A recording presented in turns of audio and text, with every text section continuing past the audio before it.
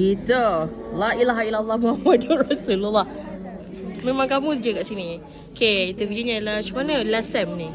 Saya ni saya mengharapkan saya dapat fokus dan buat Eh, kerja. hari tu dapat ni kan? Hari tu dapat Alhamdulillah. Ajar juga kan?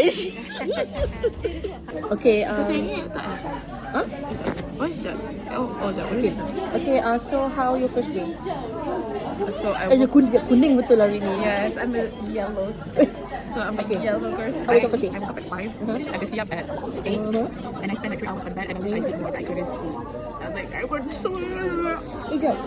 I dengar you dapat semi-final. You know what? Okay, it's my first debate, but I got 3-time best speaker. Oh.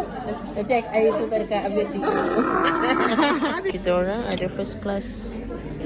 Robert. Pernah lah. Tak pernah. Okay. Tak seberapa, tak layak. Kau senyap lah. Semua orang kena masuk. Okay, cuba cerita sekarang apa perasaan anda untuk first day? Untuk first day, Alhamdulillah, kita dapat hadir lah pada first class dan sekarang kita nak pergi second class. Kita excited lah. Excited lah. Macam excited lah. excited. Tengok senyum tu. Excited lah. Hai. Ira, tahu tak? Saya ada rakam yang video awak yang waktu praise tu kan. Saya ulang-ulang tau. Kelakar gila. Weh, muka dia. Kita sama kelas ni. Ya, betul. Ni ad.